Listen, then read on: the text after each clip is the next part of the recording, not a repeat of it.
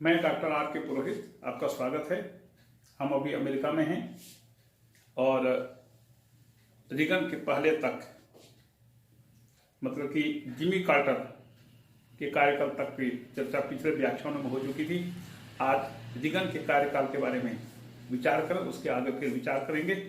तो Ronald Reagan ये 1981 में राष्ट्रपति बने। राष्ट्रपति बनने के बाद उन्होंने अलेक्जेंडर हेग, जो अमेरिकन सेना के जनरल के पद से सेवानिवृत्त हुए थे, उन्होंने अपना विदेश सचिव नियुक्त किया। स्पष्ट था रोनाल्ड रीगन बहुत ही आक्रामक नीति अपनाने के मूड में थे। उन्होंने सबसे पहले पाक को सैन्यकरण करने का काम किया।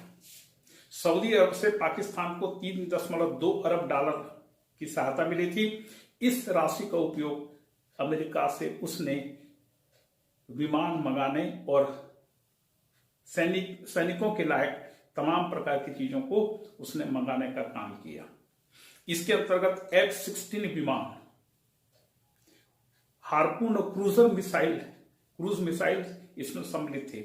आगे चल करके अमेरिका ने पाकिस्तान को अवाक्स विमान देने की भी घोषणा की। अवाक्स एयरबॉर्न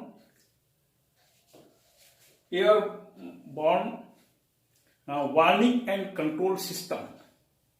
ये विमान उस जमाने का सबसे भयंकर और बहुत ज्यादा युद्ध में काम आने वाला विमान था।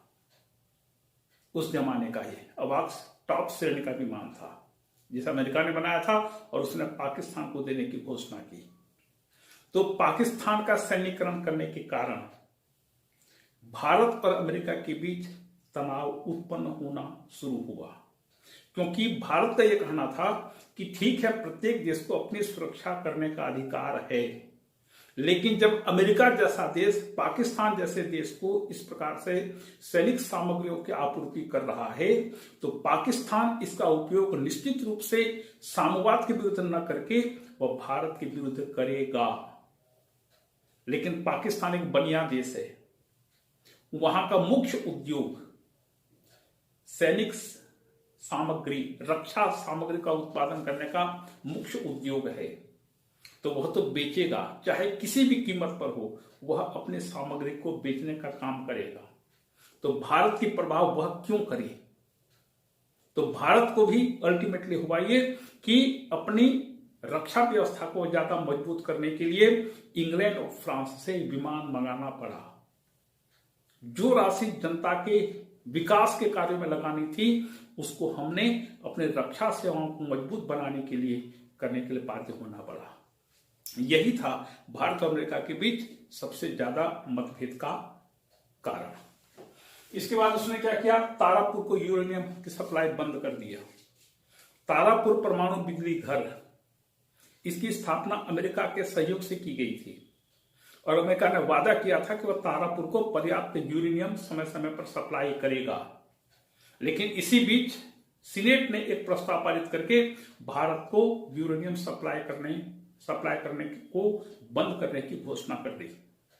परिणाम यह हुआ कि अमेरिका का राष्ट्रपति ने भी तारापुर को यूरेनियम सप्लाई करना बंद कर दिया।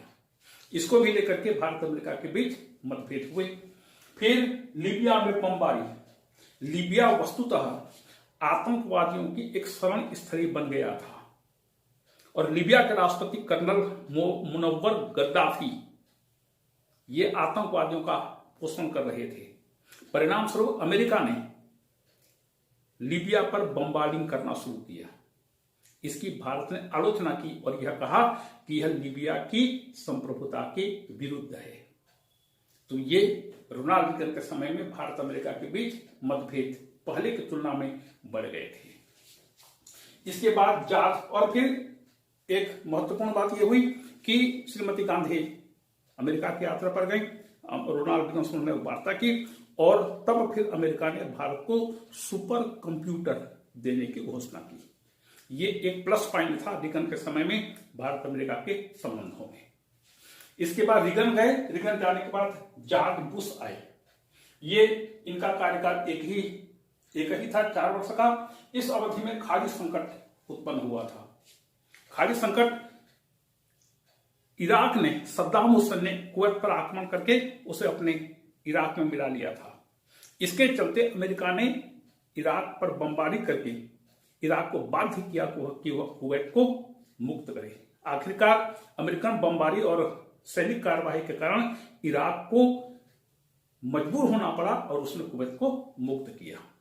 और जब अमेरिका ने विमानों से बमबारी करने का प्रयास किया इराक पर, तब विमानों को भारत के बंदरगाह, भारत के बंबई से तेल आपूर्ति करने की बात आई, क्योंकि जो बमबारी करने वाले विमान होते हैं, बमवर्षक विमान जो होते हैं, ये आकाश में 20-25 मिनट से अधिक समय तक उड़ नहीं सकते,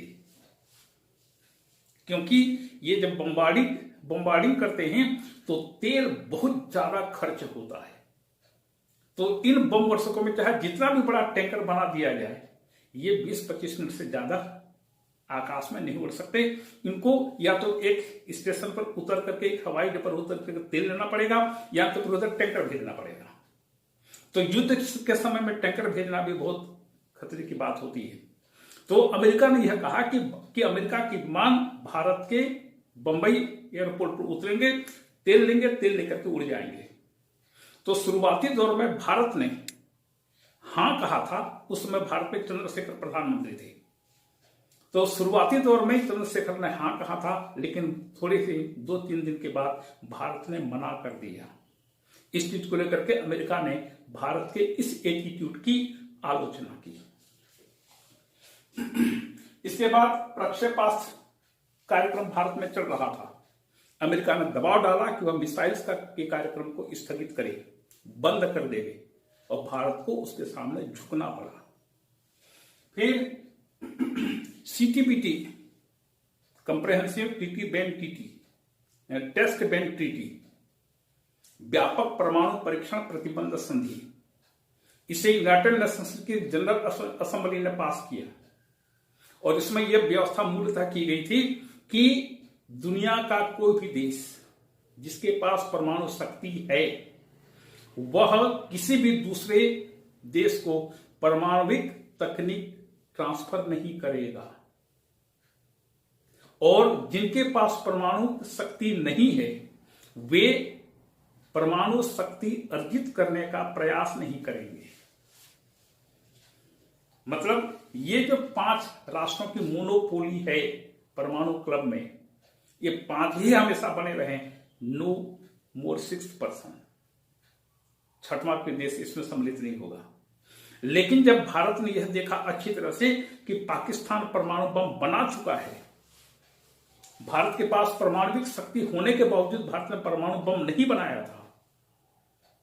1974 में उसने क्षमता हासिल कर ली थी, लेकिन 1974 से लेकर के अभी तक भारत ने परमाणु बम नहीं बनाया था। जब भारत ने परमाणु कार्यक्रम शुरू किया तो अमेरिका ने दबाव डाल करके उसको बंद करने के लिए बाध्य किया। तो भारत की आपत्ति यह थी कि चीन भारत का पड़ोसी राष्ट्र है, उसके पास परमाणु बम है। पाकिस्तान पड़ोसी देश है, उसके पास भी परमाणु बम हो चुके हैं। यदि दोनों देश या कोई भी एक देश भारत पर आक्रमण करेगा तो भारत अपनी रक्षा कैसे करेगा बताइए? क्या दुनिया का कोई भी देश परमाणुविक हमले से किसी देश की सुरक्षा नहीं कर सकता? तो भारत को फिर दबाव कैसे आप डाल सकते हैं? यद्यपि अमेरिका इस चीज को समझता था अच्छी तरह से, लेकिन भारत को उसने दबाने का प्रयास किया। लेकिन भारत इस दबाव में नहीं आया और उसने CTBT पर हस्ताक्षर नहीं किए, और भारत की देखा देखी पाकिस्तान ने भी नहीं किया। यद्यपि संयुक्त राष्ट्र संघ की साधारण सभा ने बहुत ज्यादा बहुमत से इस प्रस्ताव को पारित किया था, लेकिन भारत ने इस पर हस्ताक्षर नहीं किया। इसके विरोध में उसने वोट डाला था। और फिर पाकिस्तान के शस्त्र पूर्ति, तो यह अमेरिका का एक बहुत बड़ा बिजनेस है। पाकिस्तान को शस्त्र पूर्ति होती है, भारत को परेशानी होती है, क्योंकि भारत को न चाहते हुए भी अस्त्र शस्त्र पर ज्यादा व्यय करना पड़ता है। इसके बाद क्लिंटन आए। क्लिंटन का कार्यकाल 2 कार्यकाल का था, 1993 से 2001 के 19 जनवरी तक या 20 जनवरी तक, 2000 तक, मतलब 8 वर्ष रहे। परमाणु विस्फोट, क्लिंटन के कार्यकाल में भारत ने परमाणु विस्फोट किया 1998 में, अटल बिहारी वाजपेयी के शासनकाल में। जब अटल बिहारी वाजपेयी को पूरा विश्वास हो गया कि पाकिस्तान के पास परमाणु बम है और वह कभी भी भारत को धमकी तो दे रहा है, यदि उसने उसका प्रयोग किया तो अल्टीमेटली भारत ने परमाणु विस्फोट करने का और परमाणु बम बनाने का निश्चय किया। और जैसे ही भारत ने परमाणु विस्फोट किया, भूमिगत परमाणु विस्फोट, वैसे ही अमेरिका और पश्चिमी देशों ने भारत पर अनेक प्रकार के प्रतिबंध लगाए। अमेरिका ने मानवीय सहायता, खाद्यान्न और कृषि सहायता को छोड़ करके तमाम प्रकार के निर्यात पर प्रतिबंध लगा दिया, अनेक प्रकार के प्रतिबंध लगाए। दुनिया के कई देशों ने भारत पर प्रतिबंध लगाया, जापान ने भी प्रतिबंध लगाया था, लेकिन भारत इस प्रकार के प्रतिबंधों की कोई परवाह नहीं किया और लगातार आगे बढ़ता गया। फिर परस्पर यात्राएं हुई। क्लिंटन भारत की यात्रा पर आए, अटल बिहारी वाजपेयी भी अमेरिका की यात्रा पर गए। दोनों देशों के बीच जो मतभेद थे, मतभेदों को दूर करने में इससे सहायता हुई। एक चीज आप ध्यान रखेंगे कि विभिन्न देशों के राष्ट्रपति या प्रधानमंत्री जब एक दूसरे देशों की यात्रा पर जाते हैं तो उनके बीच मतभेदों को दूर करने का एक वातावरण बनता है। दो नेताओं के बीच व्यक्तिगत संबंध बनते हैं। ये व्यक्तिगत संबंध अनेक अवसरों पर काम आते हैं। जैसे जब सीनेट ने भारत तारापुर को यूरेनियम की सप्लाई बंद करने की घोषणा की, तब अमेरिका के राष्ट्रपति ने अपने विशेष अधिकारों का प्रयोग करते हुए तारापुर को यूरेनियम की सप्लाई करने का आदेश दिया। तो व्यक्तिगत संबंध बहुत काम आते हैं और ये व्यक्तिगत संबंध अंतर्राष्ट्रीय राजनीति के लिए सर्वाधिक महत्वपूर्ण माने जाते हैं। तो परस्पर यात्राएं हुई और यात्राओं के द्वारा एक दूसरे के मतभेदों को दूर करने का अवसर मिला। इसके बाद जूनियर बुश आए। ये जो बुश थे 1909 से 92 तक जो बुश थे, उन्हीं के पुत्र थे ये बुश 2001 से 2008 तक। 2001 9/11 की घटना घटी जिसमें आतंकवादियों ने अमेरिका के ट्विन टावर को विमानों से लड़ा करके ध्वस्त कर दिया। पेंटागन में भी इसी प्रकार का दुस्साहस उन्होंने किया और इसके 24 घंटे के अंदर जॉर्ज बुश ने अपने सेना को आदेश दे दिया था कि प्रत्येक स्थिति में आतंकवाद को समाप्त किया जाए। इन घटनाओं के पीछे सबसे बड़े आतंकवादी बिन लादेन को जिम्मेदार माना गया और 24 घंटे के अंदर बुश ने अपने सेना को आदेश दिया था कि किसी भी हालत में बिन लादेन को खत्म करो। और देखिए अमेरिका की नीति कि 2001 की इस बमबार्डिंग की, इस ट्विन टावर की घटना के बाद आज तक अमेरिका में कोई आतंकवादी घटना नहीं घटी। ये नीति होती है और ऐसे ही नीति पर आप जब तक नहीं चलेंगे तब तक आप देश का भला नहीं कर सकते। और भारत के सामने मूल समस्या यह है कि आज तक भारत में किसी भी प्रकार की नीति किसी भी मामले में नहीं बनी है। आतंकवाद का शिकार 1947 से भारत होता रहा है, आज तक कोई नीति नहीं बनी कैसा होना चाहिए, राष्ट्र को, शासन को क्या करना चाहिए, आज तक ऐसी कोई नीति नहीं बनी। इसलिए भारत में आतंकवादी घटनाएं लगातार हो रही हैं और सबसे महत्वपूर्ण बात यह है कि आतंकवादियों के समर्थक भी भारत में उत्पन्न हो रहे हैं। ये आतंकवादी भी ऐसे तत्व जो राष्ट्र को तोड़ने के बारे में सोचते हैं, काम करते हैं, उनका भी समर्थन करने वाले हमारे देश में राजनीतिक दल होते हैं। ये सबसे बड़ा ड्रॉबैक है भारत के लिए। खैर, हम अभी अंतर्राष्ट्रीय राजनीति की चर्चा कर रहे हैं तो अंदरूनी राजनीति पर बात कम करें, ज्यादा बेहतर होगा। तो ट्विन टावर आतंकवाद का शिकार हुआ अमेरिका, और तब फिर दोनों देशों के बीच संबंधों में कुछ मधुरता आई, क्योंकि भारत अभी तक जिस आतंकवाद के बारे में अमेरिका को बोलता रहा, अमेरिका अब समझ में आने लगा अमेरिका को कि आतंकवाद क्या होता है। और इसी बीच कारगिल की घटना घटी। कारगिल की घटना में अमेरिका ने भारत का साथ, भारत के प्रति उसकी सहानुभूति रही, और पाकिस्तान को उसने आक्रामक माना। यद्यपि भारत को विदेशी सहायता की आवश्यकता नहीं पड़ी, लेकिन फिर भी अमेरिका ने पाकिस्तान को आक्रामक माना। इसके बाद रक्षा समझौता दोनों देशों के बीच हुआ, और असैन्य परमाणु सहयोग समझौता इसको कहते हैं। असैनिक क्षेत्र में परमाणु सहयोग दोनों देशों के बीच मजबूत हुआ इस समझौता के कारण। और संयुक्त अभ्यास, अमेरिका ने परमाणविक तकनीक देने की घोषणा की, और दोनों देशों की सेनाओं के बीच संयुक्त अभ्यास के लिए भी सहमति हुई। इसके बाद बराक ओबामा आए 2009 से 2016 तक।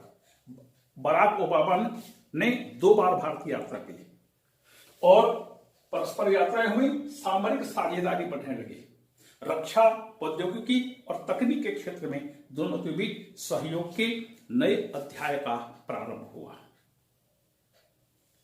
इसके पहले के राष्ट्रपतियों के कार्यकाल में मतभेद को दूर करने का प्रयास किया गया। बराक ओबामा ने उसको और आगे बढ़ाया। अब धीरे धीरे करके भारत अमेरिका एक दूसरे के करीब आने लगे, और भारत और अमेरिका की इस करीबी का परिणाम यह हुआ कि पाकिस्तान अमेरिका के चंगुल से धीरे धीरे छूटने की कोशिश करने लगा, और वह कहां जाएगा, उसका बाप उधर बैठा है, चीन के करीब जाने लगा। लेकिन चीन क्या है, आज तक पाकिस्तान समझ नहीं सका है। दुनिया के कुछ देश समझ चुके हैं, बाकी बहुत से देश अभी भी नासमझी दिखा रहे हैं। इसके बाद ट्रंप आए, डोनाल्ड ट्रंप। इनका एक ही कार्यकाल था, दूसरा कार्यकाल का चुनाव हार गए। 2017 से 2020 तक रहे। ये 4 वर्ष में एनएसडी में चीनी अड़ंगा, एनएसडी न्यूक्लियर सप्लाई ग्रुप, दुनिया के लगभग 47 देश हैं जो परमाणविक कार्यक्रमों में विभिन्न प्रकार की चीजों का उत्पादन करते हैं। तो इन 47 देशों की लिस्ट में भारत नहीं है, और यह 47 दुनिया के विभिन्न देशों को विभिन्न प्रकार की चीजें, परमाणु शक्ति से संबंधित चीजों की सप्लाई करते हैं। तो एनएसडी से भारत को कोई चीज नहीं मिलता था, क्योंकि चीन इसमें अड़ंगा लगा रहा था, अभी भी लगा रहा है। और यही कारण है कि एनएसडी से अभी तक भारत को कोई सहायता नहीं मिल रही है। लेकिन अमेरिका के राष्ट्रपति ने अपने विशेष अधिकारों का प्रयोग करते हुए परमाणु तकनीक से संबंधित, परमाणु शक्ति से संबंधित विभिन्न चीजों को भारत को देना शुरू किया। यद्यपि अमेरिका आज सहमत है कि परमाणु की एनएसडी से भारत को विभिन्न चीजों की सप्लाई होनी चाहिए, लेकिन चीन रंगा लगा रहा है। इसके बाद एक महत्वपूर्ण बात यह हुई, बराक ओबामा के समय में 2+2 वार्ता। 2+2 मतलब भारत के रक्षा मंत्री और विदेश मंत्री अमेरिका के रक्षा सचिव और विदेश सचिव से मिलकर के बात करते हैं। 2+2 वार्ता मतलब भारत का विदेश मंत्री तो रहेगा ही, रक्षा मंत्री भी साथ रहता है। परिणाम स्वरूप 2 देश आपस में रक्षा सहयोग के बारे में बेहतर काम करते हैं, उनके बीच बेहतर समझ विकसित होती है, और दोनों देश मिलकर के काम करते हैं। ये भारत की सबसे बड़ी उपलब्धि है कि भारत अमेरिका के साथ 2+2 वार्ताएं करना शुरू कर दिया है। फिर आतंकवाद के विरुद्ध सहयोग, दोनों देशों ने मिलकर के आतंकवाद के बारे में जानकारियों को शेयर करना प्रारंभ कर दिया। ट्रंप के बाद अब जो बाइडेन आए हुए हैं। अभी जो बाइडेन का कार्यकाल 20 जनवरी 2021 से शुरू हुआ है। अभी जो बाइडेन राष्ट्रपति हैं, इनका यह पहला कार्यकाल है। इसमें सबसे महत्वपूर्ण बात क्वाड की स्थापना। यद्यपि क्वाड की स्थापना हो चुकी थी, इसमें अमेरिका, भारत, जापान, ऑस्ट्रेलिया, ये 4 देश हैं। ये आपस में अर्थव्यवस्था को मजबूत बनाने के लिए, प्रौद्योगिकी, पर्यावरण और सुरक्षा के मामले में आदान प्रदान करने के लिए ये क्वाड को इन्होंने स्थापित किया है। ये तो प्रकट रूप में इन 4 चीजों को लेकर के इन 4 देशों का एक संगठन बना है, लेकिन इनका छिपा हुआ एक एजेंडा है। वह क्या है? चीन के विरुद्ध इस मंच का इस्तेमाल करना, चीन के विरुद्ध। लेकिन खुल करके ये लोग चीन का नाम नहीं लेते, क्योंकि अमेरिका को टक्कर देने वाला भी चीन उत्पन्न हो गया है। ऑस्ट्रेलिया, जापान, विशेषकर जापान, भारत चीन की आक्रामक नीति से परेशान है। और सबसे महत्वपूर्ण बात यह है कि चीन ताइवान पर दावा कर रहा है और वह अपने दक्षिणी चीन सागर पर अपना पूरा अधिकार का दावा कर रहा है। इन सभी चीजों को लेकर के इन 4 देशों ने मिलकर के क्वाड नामक संगठन का निर्माण किया और ये 4 देशों का राष्ट्रपति, प्रधानमंत्री मिलकर के यहां पर इन विभिन्न विषयों पर चर्चा करते हैं। परिणाम स्वरूप इनके बीच और मजबूत संबंध धीरे धीरे करके होते जा रहे हैं। यह है ट्रूमैन से लेकर के, मतलब 1947 से लेकर के आज 2022 तक की अवधि में भारत और अमेरिका के बीच संबंध।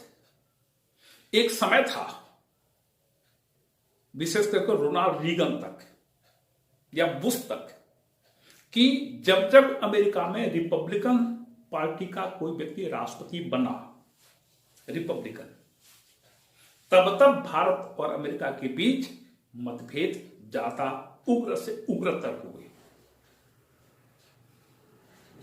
और जब अमेरिका में डेमोक्रेटिक पार्टी का राष्ट्रपति बना, भारत और अमेरिका एक दूसरे के करीब आने लगे। लेकिन अब उल्टा हो रहा है। रिपब्लिकन पार्टी के प्रेसिडेंट के साथ भारत का संबंध ज्यादा मजबूत होता जा रहा है और डेमोक्रेटिक पार्टी के साथ थोड़ा सा कम होना शुरू हुआ है। भारत अमेरिका के बीच मूल मतभेद किस चीज को लेकर के है?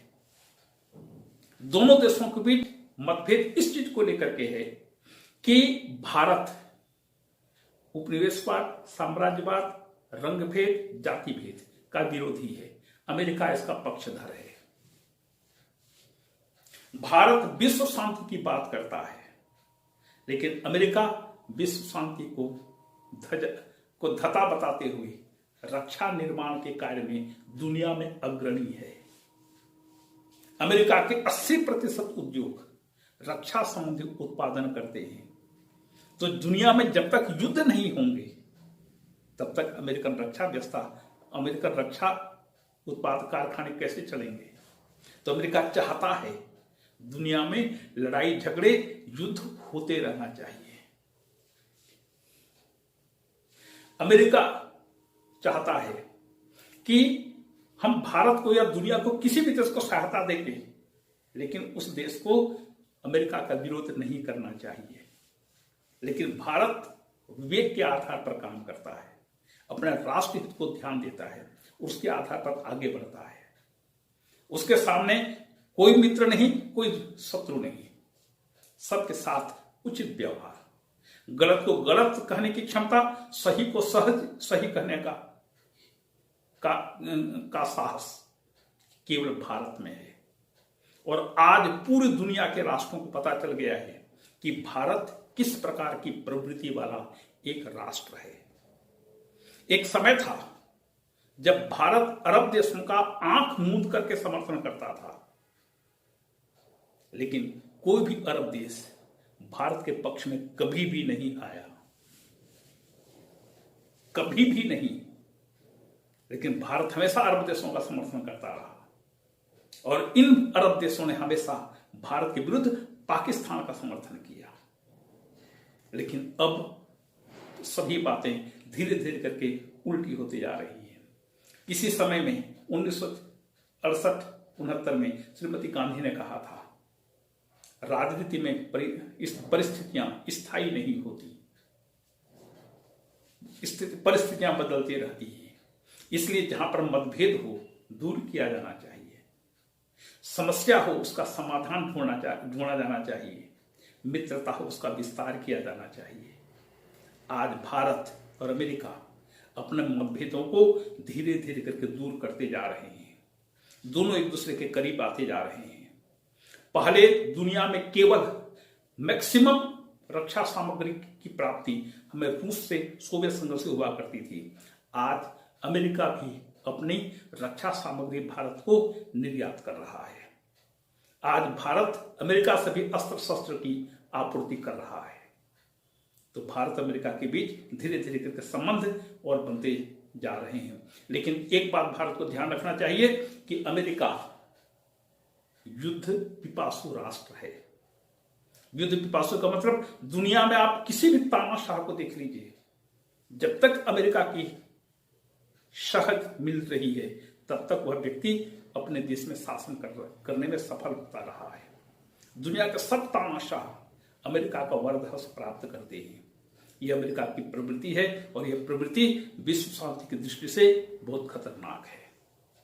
फिर भी चीन की तुलना में अमेरिका एक विश्वस्त राष्ट्र है, क्योंकि अमेरिका में प्रजातांत्रिक व्यवस्था है। यदि डोनाल्ड ट्रंप चुनाव में हार जाते हैं और अपने समर्थकों को कांग्रेस पर आक्रमण करने के लिए, कांग्रेस पर प्रहार करने के लिए अपने समर्थकों को उकसाते हैं, तो उसकी भी इंक्वायरी होती है और डोनाल्ड ट्रंप के विरुद्ध भी न्यायिक कार्यवाही करने की बात होती है। ये अमेरिका है जहां पर प्रजातंत्र की जड़ें दुनिया में सबसे पुरानी है। तो इसलिए भारत और अमेरिका राजनीतिक व्यवस्था की दृष्टि से समानता होने के कारण एक दूसरे के करीब आ रहे हैं। बराक ओबामा ने भारत की यात्रा पर आने के पहले बात कही थी कि दुनिया में हम जब कभी भी धर्म और दर्शन की बात करते हैं, तकनीक की बात कहते हैं, विवेक की बात कहते हैं, तो हमें भारत जाना पड़ेगा।